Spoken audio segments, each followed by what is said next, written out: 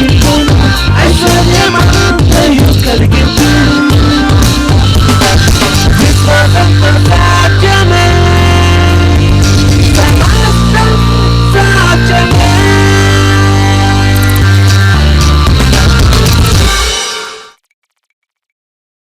నువ్వు తిరిగి జన్మించినప్పుడు ఎలా జన్మించావండి?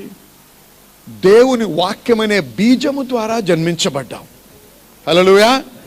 దేవుని వాక్యమనే బీజము ద్వారా.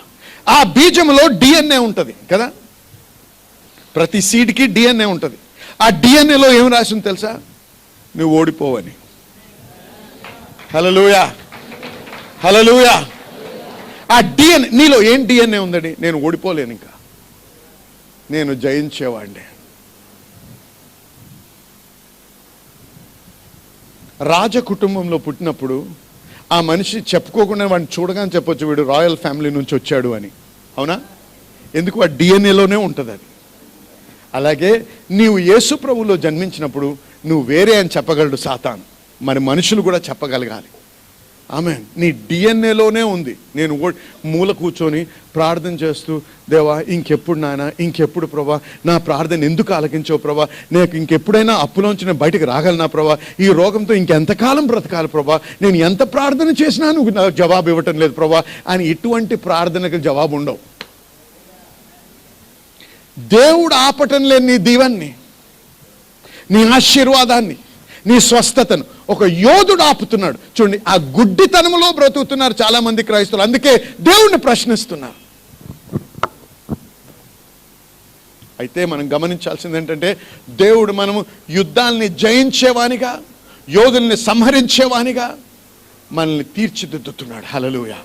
అయితే కీర్తనల గ్రంథము 18వ అధ్యాయం 30 నుంచి 42 వరకు చదువుదాం. ఒక్కొక్క వచనం చదువుకుంటూ వెళ్దాం. దేవుడు కీర్తనలు 18:30. దేవుడు యథార్థవంతుడు, యెహోవా వాక్కు నిర్మలము, తన శరణు జొచ్చు వారందరికీ ఆయన కేడెము. Hallelujah. He is a buckler to those that trust in him అని ఉంది ఇంగ్లీష్లో. అంటే ఏంటంటే తెలుసా, ఎవరైతే ఆయన్ని నమ్ముతారో వారికి ఆయన ఒక షీల్డ్ అంట. షీల్డ్ అంటే ఒక కవచం. హల్లెలూయా, హల్లెలూయా. దేవుణ్ణి నమ్ముకున్నట్టయితే ఆయన నీకు కవచముగా ఉంటాడు. 31.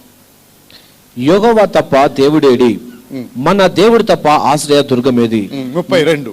నాకు బలము ధరింప చేయువాడు ఆయనే, నాకు బలము ధరించువాడు ఆయనే, నన్ను యథార్థ మార్గమున నడిపించువాడు ఆయనే. హల్లెలూయా.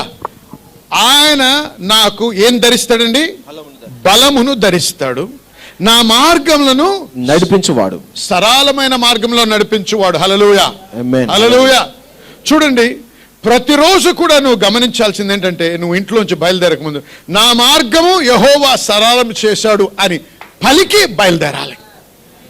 ఏ ఆటంకం ఉన్నా అది తొలగిస్తాడు దేవుడు. అయితే ఎటువంటిది ఎదుర్కోవాల్సి వచ్చినా ఆయన బలము చేత నన్ను ధరింపచేస్తాడు.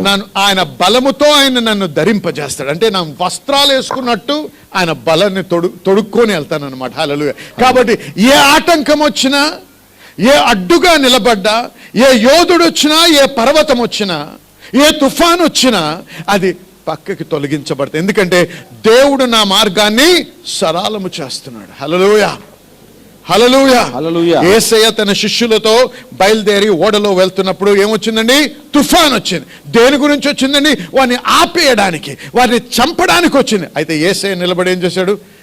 మాట్లాడి ఆ మార్గాన్ని సరళము చేశాడు. ఆ ప్రయాణంలో మొదలు అవ్వక ముందే ఆయన ఏమన్నాడు? అద్దరికి వెళుదాము అన్నాడు. హల్లెలూయా.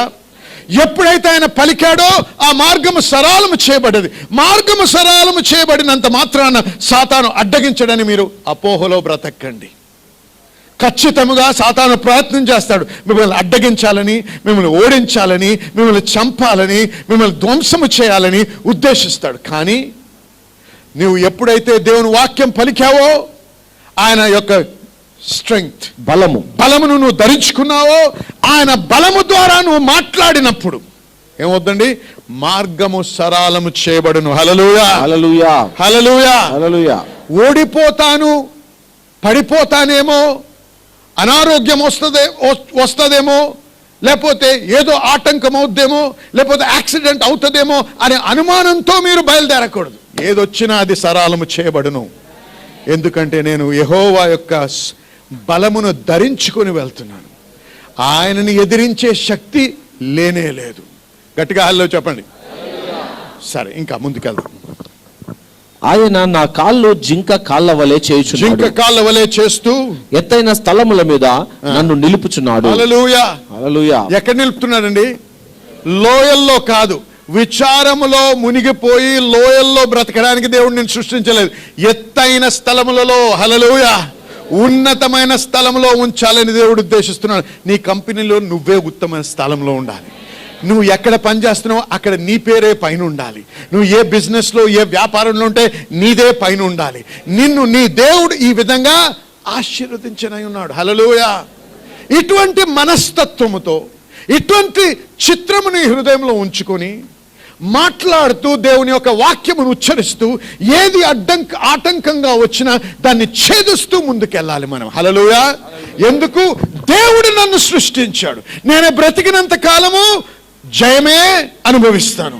నేను బ్రతికినంత కాలము పైనే ఉంటాను. హల్లెలూయా. ఎందుకంటే నా కాళ్ళు జింక కాళ్ళ వలె చేసి దేవుడు నన్ను ఉన్నతమైన స్థలంలో ఉంచనై ఉన్నాడు. హల్లెలూయా. చెప్పండి హల్లెలూయా. హల్లెలూయా. ఈ రోజు నువ్వు చితికిన స్థితిలో ఉన్నావేమో, ఈ రోజు నువ్వు లోయలో ఉన్నావేమో, ఈ రోజు నువ్వు దుఃఖక్రాంతుడు అయి ఉన్నావేమో, ఈ రోజు నీ హృదయం వేదనలో ఉందేమో, దేవునికి హల్లెలూయా చెప్పు. ఎందుకో తెలుసా? అది నీ స్థానము కాదు. అది నీ స్థానము కాదు. ఈ రోజు నువ్వు నీ ప్రయాణం మీద ముందు మొట్టమొదటి అడుగు వేయి. ఎక్కడికి? ఇంకో లోయలో కాదు, ఎత్తైన కొండ మీదకి.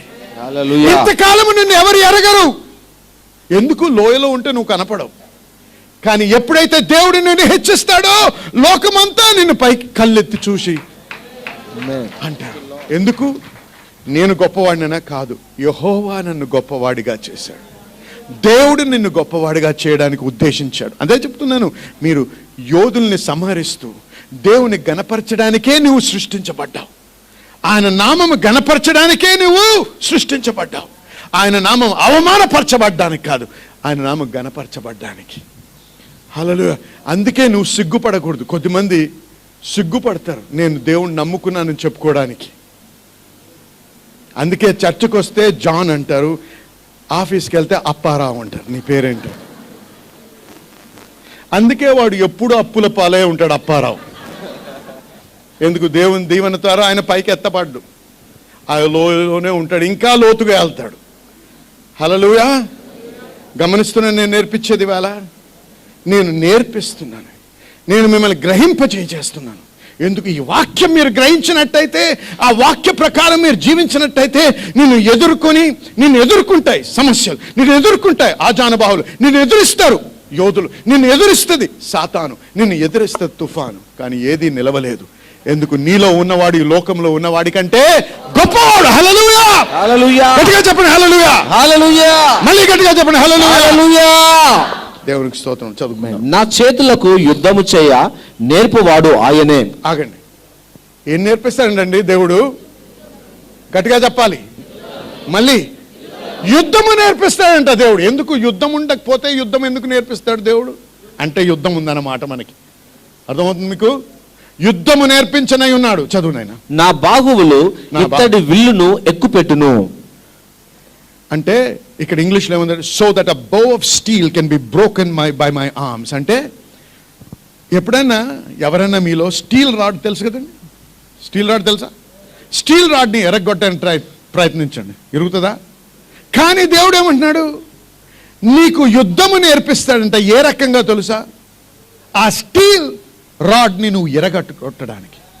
పాస్టర్ గారు, ఇది ఇంపాసిబుల్ అండి, నాకు తెలుసు, సహజముగా ఇంపాసిబుల్. కానీ నువ్వు ఎందుకు సృష్టించబడ్డావు?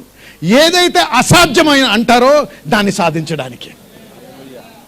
దేవుని ఉద్దేశంలో అసాధ్యమైంది సాధించడానికే నువ్వు జీవిస్తున్నావు. ఏదైతే ఇక్కడ కాదు అంటారో అది చేసి నిరూపించడానికే నువ్వు జీవిస్తున్నావు.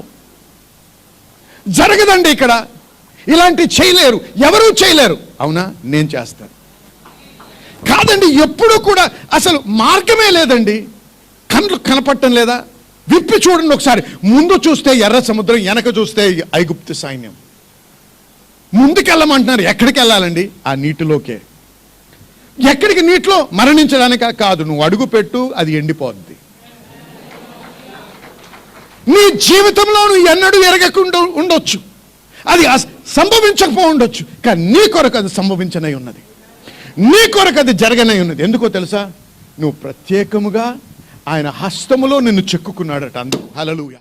మరి దేవుని రాజ్యంలో విత్తినటువంటి ప్రతి విత్తనము కూడా మరి దేవుని ఇచ్చేటువంటి పంట విషయమై మన మధ్యలో మరి సహోదరు సాక్ష్యం ఇస్తున్నారు. తన పేరు మమత. మరి సహోదరి మరి కొన్ని 2 సంవత్సరాల క్రితము 1500 రూపాయలు ఒక వ్యక్తికి ఇవ్వడం జరిగింది. మరి ఆ యొక్క డబ్బులు తీసుకున్నటువంటి ఆ వారంలో తన ఫోన్ లిఫ్ట్ చేయకుండా ఉండడము, నెంబర్స్ మార్చేసుకోవడము వంటివి చేసి తనకు ఆ డబ్బులు చెల్లించకుండా ఉన్నారు. కానీ మన ఆరాధనలో మరి దేవుడు ఏ విధంగా తిరిగి మనకి సమకూర్పునిస్తారు అనేటువంటి మాటలను విని మరి నమ్మకంతో మరి విలువైన ఒక విత్తనమును మరి సహోదరి మరి మందిరంలో నాటడం జరిగింది. మరి ఆ యొక్క విత్తనం ఎప్పుడైతే మరి దేవుని రాజ్యంలోకి విడుదల చేశారో మరి అదే వారంలో మరి అదే రోజున మరి తనకు ఒక SMS వచ్చింది. ఆ వ్యక్తి దగ్గర నుంచి అకౌంట్ డీటెయిల్స్ పంపించమని చెప్పి తన అకౌంట్ డీటెయిల్స్ అన్ని పంపించారు. 1500 తీసుకున్న వ్యక్తి 2000 ఇస్తారేమో అని తను ఆశించారు. కానీ తన ఆశ్చర్యానికి 20,000 రూపాయలు ఆయన అకౌంట్ లో వేసి మరి అతను తిరిగి ఆమెకు ఆ విధంగా చెల్లించడం జరిగింది. దేవుని మరి దైవికమైన సమకూర్పును బట్టి దేవునికి సమస్తమైన మహిమ కలుగును గాక.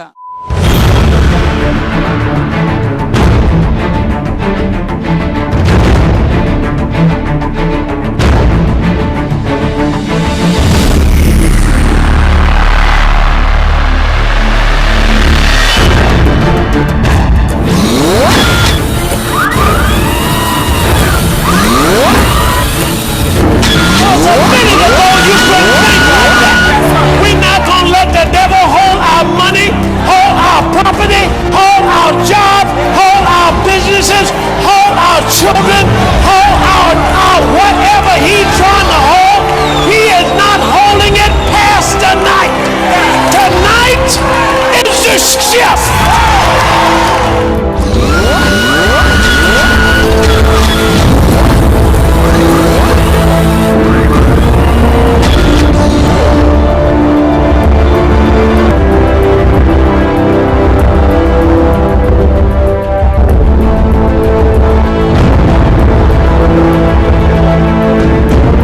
తెలుసా? హే, ఒక వ్యక్తి గురించి మీతో మాట్లాడాలనుకుంటున్నాను. గొప్ప చెప్పుకోవడానికి దేవుడు. సాతానా, నువ్వు ఉన్నావా ఇక్కడ అన్నాడు దేవుడు. ఉన్నానయ్యా అన్నాడు. యోబు అనే పేరు విన్నావా నువ్వు అన్నాడు. వినకపోవడం ఏంటయ్యా అన్నాడు. ఎంత గొప్ప చెప్పుకున్నాడో తెలుసా దేవుడు యోబు గురించి. నీ పేరు పరలోకంలో ఉచ్చరించబడ్డప్పుడు దేవుడు గొప్ప చెప్పుకుంటాడా, తలదించుకుంటాడా సాతాను ముందు? ఒక్కసారి ప్రశ్నించుకో. నువ్వు ఎందుకు సృష్టించబడ్డావు?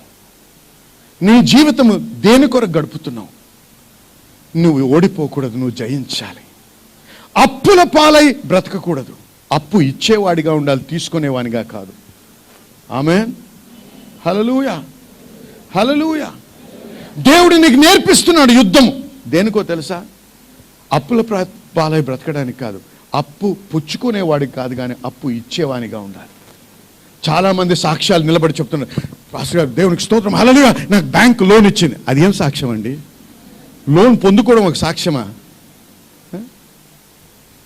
అప్పు తీసుకోవడం ఒక సాక్ష్యమా? అప్పు లేదని చెప్పడం దేవునికి సాక్ష్యం. మనము బ్యాంకులకు అప్పు ఇవ్వాలి. హల్లెలూయా, హల్లెలూయా. ఇటీవల ఒక మనిషిని కలిశాను నేను, దేవుని సేవకుడు, గొప్పగా ఆశీర్వదించబడ్డాడు. ఆయన పట్టణంలో ఉన్న బ్యాంకులు అందరూ, బ్యాంక్ మేనేజర్లు, బ్యాంక్ హెడ్స్, ప్రెసిడెంట్లు వచ్చి ఆయన ఇంటికి వచ్చి, అయ్యా మా అకౌంట్లో, మా బ్యాంక్లో వేయండి మీ డబ్బు. ఎందుకు? అంత డబ్బు ఉంది. అంతగా దేవుడు ఆయన్ని దీవించాడు. ఆయన్ని డిన్నర్కి తీసుకెళ్తాను, ఆయన్ని లంచ్కి. మనం ఏం చేస్తున్నాం? వాళ్ళని లంచ్కి తీసుకెళ్తాం లోన్ శాంక్షన్ చేయడానికి. అది మన స్థితి కాదు. మనం ఉన్నతమైన స్థితి పైన పెడతానన్నాడు దేవుడు. హల్లెలూయా. ఏం చేస్తున్నాను? మీ కను విప్పు కలిగిస్తున్నాను ఇవాళ. మీరు ఎవరో మిమ్మల్ని గ్రహించడానికి, మీరు గ్రహించాలని, మీరు యుద్ధం ఉందని మీరు తెలుసుకోవాలి. ఆ యుద్ధమును జయించే వారిగా చేస్తున్నాడు దేవుడు, రూపిస్తున్నాడు దేవుడు అని గ్రహించాలి. ఏమన్నాడు? మీకు యుద్ధము చేయడం నేర్పిస్తాడంట. ఎటువంటి యుద్ధం అండి? అసాధ్యము అనే యుద్ధంలో సాధించేవానిగా. అసాధ్యము, ఇది ఓడిపోయే పరిస్థితి, దీనికి మార్గమే లేదంట అంటారు చూసారా. దాంట్లో నువ్వు జయించి దేవుని గణపరచడానికి దేవుడు నీకు నేర్పిస్తున్నాడు. హల్లెలూయా, గట్టిగా చెప్పాలి హల్లెలూయా. హల్లెలూయా. చదువుకుందాం. నీ రక్షణ కేడమును నీవు నాకు అందించుచున్నావు, నీ కుడి చెయ్యి నన్ను ఆదుకొనెను. హల్లెలూయా. నీ సాత్వికము నన్ను గొప్ప చేసెను, నా పాదములకు చోటు విశాలపరిచితివి. నా పాదములకు చోటు విశాలము చేసితివి. నా చీల మండలు బెనకలేదు. చూసారా, బెనికి కింద కూలిపోకుండా దేవుడు మీ యొక్క పాదాలను కూడా జాగ్రత్త పరుస్తున్నాడు. నా శత్రువులను తరిమి పట్టుకుందును, వారిని నశింపచే వరకు నేను తిరగను. వారు నా పాదముల క్రింద పడుదురు, హల్లెలూయా. వారు లేవలేకపోవునట్లు నేను వారిని అనగద్రొక్కుదును. హల్లెలూయా. ఒకసారి గమనిస్తున్నారా మన స్థితి ఎలా ఉండాలో? మనల్ని ఎదిరించే ప్రతి సాతాను క్రియ, మనల్ని ఎదిరించే ప్రతి తుఫాను, మనల్ని ఎదిరించే ప్రతి ఆజానుబాహుడు, ప్రతి ఒక్కడు కూడా కూలాలి. ఎక్కడ? మన పాదముల దగ్గర. ఆమేన్. హల్లెలూయా. హల్లెలూయా. చదువునాను. ఆ యుద్ధమునకు నీవు నన్ను బలము ధరింపచేసితివి. యుద్ధము కొరకు దేవుడు మనల్ని బలము ధరింపజేస్తాడు. నా మీదికి లేచిన వారిని నా క్రింద అణిచివేసితివి. దేవుడికి స్తోత్రం. మిమ్మల్ని బలముతో నింపడమే కాదు, మీకు ఎదురుగా నిలబడే వాడిని మొత్తి ఓడించేది కూడా దేవుడే. గమనించండి, మీరు రక్షించబడ్డారు. గమనించండి, మీరు అభిషేకించబడ్డారు. దేవుడు ఏమన్నాడు? టచ్ నాట్ మైన్ అనాయింటెడ్ అన్నాడు. అభిషక్తులను ముట్టకూడదు. అభిషక్తులను ముట్టొద్దు, మీరు అభిషేకించబడ్డారు. గమనించండి, ఎవడైనా సరే మీకు ఎదురు నిలబడితే వాడు నీతో కాదు యుద్ధం చేశాడు, నీలో ఉన్న వాడితో యుద్ధం చేస్తున్నాడు. హల్లెలూయా. అందుకే దేవుడు ఏమన్నాడు? నేను వారు పడేటట్టుగా చేస్తాను. నా శత్రువులను నా వెనుకకు నీవు మల్ల చేసితివి, నన్ను ద్వేషించు వారిని నేను నిర్మూలన చేసితిని. హల్లెలూయా. వారు మొరపెట్టిది కానీ రక్షించువాడు లేకపోయాను. యెహోవాకు వారు మొరపెట్టుదురు కానీ ఆయన వారికి ఉత్తరము ఇయ్యకుండును. అప్పుడు గాలికి ఎగురు ధూళి వలె నేను వారిని పొడిగా కొట్టితిని. వీధుల పెంటను ఒకడు పారబోయినట్లు నేను వారిని పారబోసితిని. హల్లెలూయా. చూసారా, మీకు ఎదురుగా లేచి వస్తున్నటువంటి ఏ ఆటంకమైనా దేవుడు దాన్ని దుమ్ముగా మార్చనై ఉన్నాడు. హల్లెలూయా. ఆమేన్. హల్లెలూయా. భయపడకు. ఈ రోజు ఈ ఉదయకాలం ఈ సమయంలో మిమ్మల్ని ఏదైతే ఎదురిస్తుందో దానిని చూసి నువ్వు భయపడకు, దాన్ని వెక్కిరించు. దాన్ని చూసి నువ్వు నవ్వడం మొదలుపెట్టు. ఇంతకాలం అది నిన్ను చూసి నవ్వింది, ఈ రోజు నువ్వు దాన్ని చూసి నవ్వాలి. ఎందుకో తెలుసా? నీకు రిజల్ట్ ముందుగా తెలుసు. హల్లెలూయా. చూడండి, పరీక్షకి వెళ్ళినప్పుడు ఎవరైనా బిడ్డలు రిజల్ట్ ఏమవుద్దని చాలా భయంలో బ్రతుకుతూ ఉంటారు. అవునా కాదా? రిజల్ట్ వచ్చే రోజు పాస్టర్ గారు ప్రార్థన చేయండి ఫోన్లో వచ్చేస్తుంటాయి. రాసేశారు, ఇప్పుడు నేను ప్రార్థన చేయాలి. పాస్టర్ గారు ప్రార్థన అంటుంటారు. సరే, కానీ దేవుడు మనకేం చెప్తున్నాడు తెలుసా? మన జీవితంలో ఎదుర్కొనే సమస్యలు, ప్రశ్నలు, పరీక్షల గురించి నీవు పరీక్ష రాయకముందే రిజల్ట్ ఇస్తున్నాడు. ఏమన్నాడు? నీవు జయిస్తావు అన్నాడు. అయితే ఇక్కడ తేడా ఏంటంటే, దేవుడు పరీక్ష రాయకముందే నీ రిజల్ట్ ఇస్తున్నాడు, కానీ పరీక్షలో ఉన్న ప్రశ్నలు మటుకు తెలియపరచాడు. కానీ దానికి నిన్ను సిద్ధపాటు చేస్తాడు. హల్లెలూయా. కీర్తనలు 144 మొదటి వచనం. నాకు ఆశ్రయ దుర్గమగు యెహోవా నన్ను సన్నుతింపబడును. ఆయన నా చేతులకు యుద్ధమును నా వ్రేళ్లకు పోరాటము నేర్పించును. సరే, ఎఫెసీయులకు రాసిన పత్రిక 6వ అధ్యాయం 12వ వచనం. ఏలయనగా మనము పోరాడునది శరీరులతో కాదు, కానీ ప్రధానులతోనూ అధికారులతోనూ ప్రస్తుత అంధకార సంబంధులకు లోకనాథులతోనూ ఆకాశ మండలమందున్న దురాత్మల సమూహముతోనూ పోరాడుచున్నాము. చూసారా, నూతన నిబంధన చూసినా పాత నిబంధనలో చూసినా ఏం గమనిస్తున్నామంటే, యుద్ధం అనేది మనకి ఉంది. మన జీవితంలో మనం ఎదిరించడానికి ఒక శత్రువు ఉన్నాడు. వాటిని ఓడించాలంటే మనము యుద్ధము చేయాలి. కాబట్టి పాత నిబంధనలో నూతన నిబంధనలో కూడా యుద్ధము గురించి వ్రాయబడి ఉంది, పోరాటం గురించి వ్రాయబడి ఉంది. మరి దేవుడు మనకి యుద్ధము పోరాడడానికి మనకి సహాయం చేస్తూ, మనల్ని తర్బీదు చేస్తూ, మనల్ని సిద్ధపాటు చేస్తున్నాడని మనం గ్రహిస్తున్నాం. అయితే ఇదంతా ఎందుకో తెలుసా? ఎందుకు ఈ యుద్ధము నేర్పిస్తున్నాడు దేవుడు? ఎందుకు మనం నేర్చుకోవాలి? ఎందుకంటే గమనించండి జనులారా, చాలామంది క్రైస్తవులు ఈరోజు సంఘాల్లో ఎలా ఉన్నారంటే, ఏదైనా సమస్య ఎదుర్కొంటే, ఏదైనా ప్రశ్న ఎదుర్కొంటే, ఏదైనా మరి వ్యతిరేకమైనటువంటి అనుభవం అనుభవిస్తే దాని జవాబు కావాలంటే ఏం చేస్తారు? ప్రార్థన, ఉపవాసం. అవునా కాదా చెప్పండి? అంతే అనుకుంటారు. ప్రార్థన చాలా ప్రాముఖ్యం, ఉపవాసము కూడా చాలా ప్రాముఖ్యం. కానీ ఈ రెండు సరిపోవు. బాధ్యత అనేది వహించడం నేర్చుకోవాలి. మనము దేవునితో ఒక నిబంధన సంబంధంలో ఉన్నాం. ఎప్పుడైతే నువ్వు నిబంధనలో ఉంటావో, ప్రతి నిబంధనలో నీకు హక్కులుంటాయి, షరతులుంటాయి. ఆమేన్. భార్య భర్తలు చూడండి, హక్కులుంటాయి, వివాహంలో హక్కులున్నాయి, షరతులున్నాయి. నువ్వు ఎప్పుడైతే నీ షరతులను నువ్వు పరిపూర్ణం చేస్తావో అప్పుడే నీ హక్కుని నువ్వు ఎక్సర్సైజ్ చేయగలవు. అలాగే ఈ యొక్క దేశంలో మనము పౌరులమై ఉన్నాం. మనకి ఇక్కడ హక్కులున్నాయి, బాధ్యతలున్నాయి. ఆమేన్, ఆమేన్. గట్టిగా చెప్పండి ఆమేన్, ఆమేన్. తిరిగి జన్మించినప్పుడు నువ్వు దేవుని రాజ్యంలో పౌరుడు అయ్యావు. ఈ పౌరసత్వంలో నీకు హక్కులున్నాయి, బాధ్యతలున్నాయి. మనం ఏమనుకుంటామంటే, బాధ్యత ఏంటంటే, నా బాధ్యత గుడికి వెళ్ళాలి, ఆదివారం ఎంత దేవునికి ఆఫరింగ్ ఇవ్వాలి, బైబిల్ చదువుకోవాలి, ప్రార్థన చేయాలి, కష్టం వస్తే ఉపవాసం ఉండాలి, ఇంతే అనుకుంటాం. అందుకే ఓడిన స్థితిలో ఉన్నాం.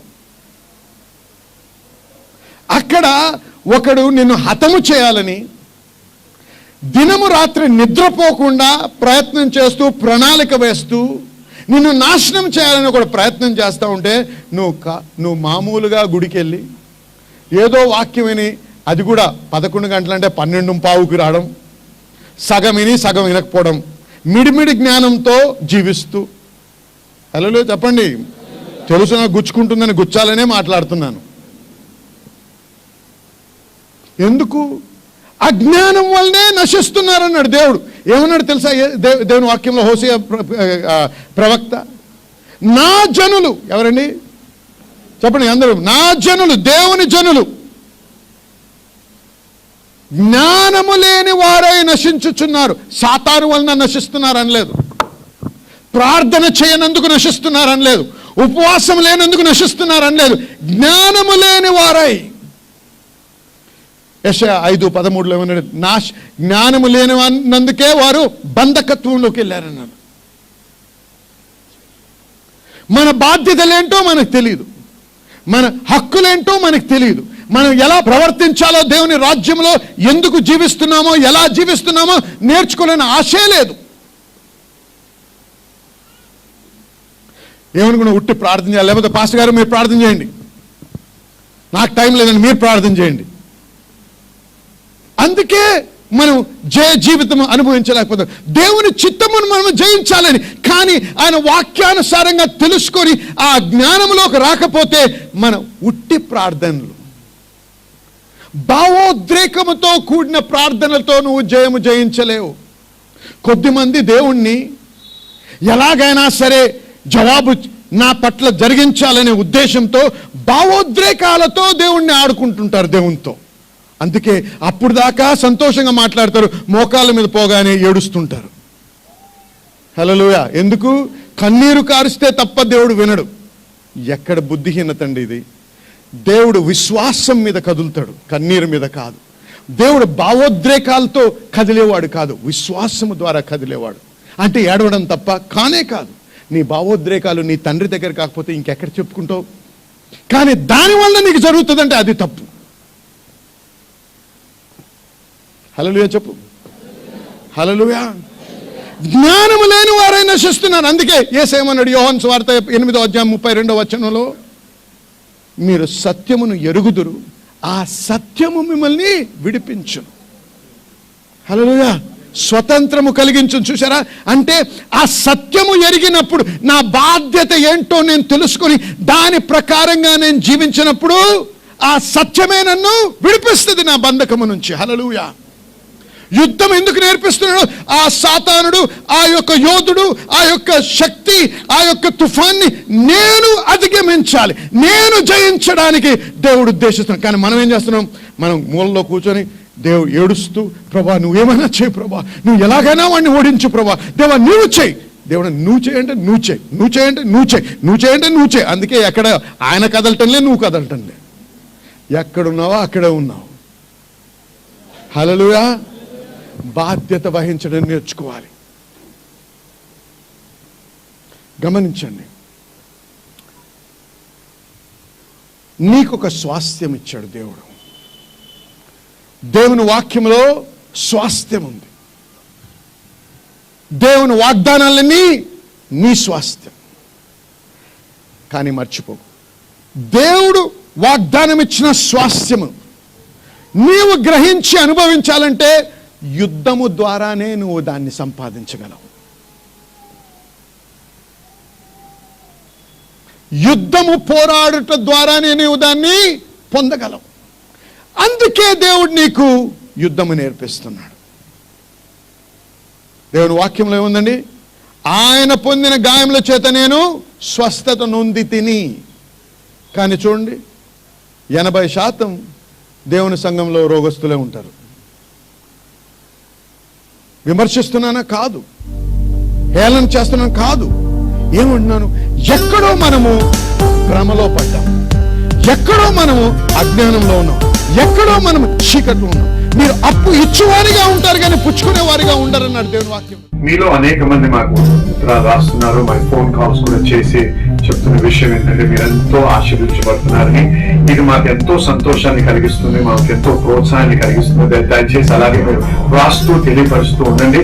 మరి మీకు ఇది ఆశీర్వాదకరంగా ఉంటే మరి మీరు మాతో పాటు భాగస్వాములై ఇంకా అనేక మందికి ఈ వాక్యం ప్రకటించడానికి సహాయపడమని మిమ్మల్ని ప్రోత్సహిస్తున్నాం కూడా. ఎందుకంటే వాక్యంలో ఖచ్చితంగా ఒక ఆశీర్వాదం గురించి రాయబడింది. ఎప్పుడైతే మనం దేవుని యొక్క రాజ్యంలో విత్తనం విత్తుతామో ఆ విత్తనానికి 100 ఫలం దేవుడు మనకు అనుగ్రహిస్తారని.